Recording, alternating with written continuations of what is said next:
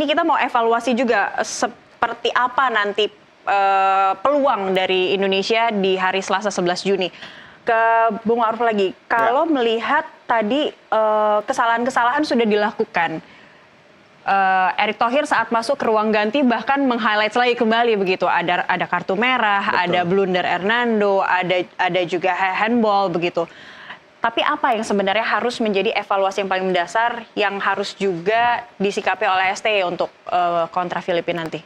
Iya, menurut saya agak menarik apa yang disampaikan oleh Ketua Umum PSSI, apalagi kemudian itu terekspos keluar, yang kemudian membuat ya seperti memang melakukan justifikasi. Betul itu evaluasi, tapi kadang dalam sepak bola itu evaluasi itu biasanya menjadi bagian dari konsumsi internal. Tapi karena ini sudah menjadi publik, ya memang itu menjadi salah satu catatan. Dan itu mungkin bagian dari mencoba untuk pertanggungjawaban. Karena terlihat betul supporter itu kecewa ketika, meskipun akhirnya memang ada dukungan luar biasa di stadion, tetap mengelulukan pemain, tetap memberikan dukungan, tapi pasti kan ada kekecewaan itu.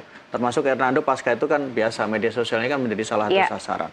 Jadi kalau kita bicara soal evaluasi sebenarnya, menurut saya memang yang paling penting adalah persoalan di kita itu memang persoalan sering error-error yang tidak perlu. Itu terlihat dari mulai U23, kemudian di Piala Asia, itu pasti sering terjadi. Dari pemain begitu, maksudnya kesalahan-kesalahan sendiri. Error. Misalnya ketika di Piala Asia U23, Rizky Ridho melakukan tindakan-tindakan yang ternyata kemudian berujung kartu merah. Di U23 kan ada 2-3 pemain kita mendapatkan kartu merah karena hal-hal yang ternyata itu faktor yang harusnya bisa dihindari. Tapi itulah yang sering menjadi persoalan. Yang kedua adalah tentu bagaimana ketika kita harus beradaptasi terhadap transisi kemudian perubahan yang dilakukan oleh lawan.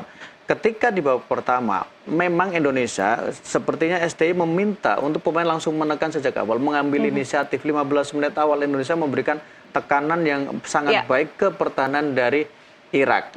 Tapi Irak dalam kondisinya, mereka karena terlihat mungkin situasinya adalah mereka merasa dalam situasi cukup aman, cukup tenang, sehingga mereka bisa melakukan koordinasi, kemudian reorganisasi lini belakang mereka dengan bagus. Mereka tidak terlalu panik. Betul Indonesia punya peluang, tapi kemudian bagaimana ketika Irak mendapatkan bola kembali, mereka bisa menyerang dan kemudian mereka bisa bermain dengan cukup tenang. Indonesia setelah 15 menit awal, 20 menit awal mereka punya peluang dan tidak bisa dimanfaatkan.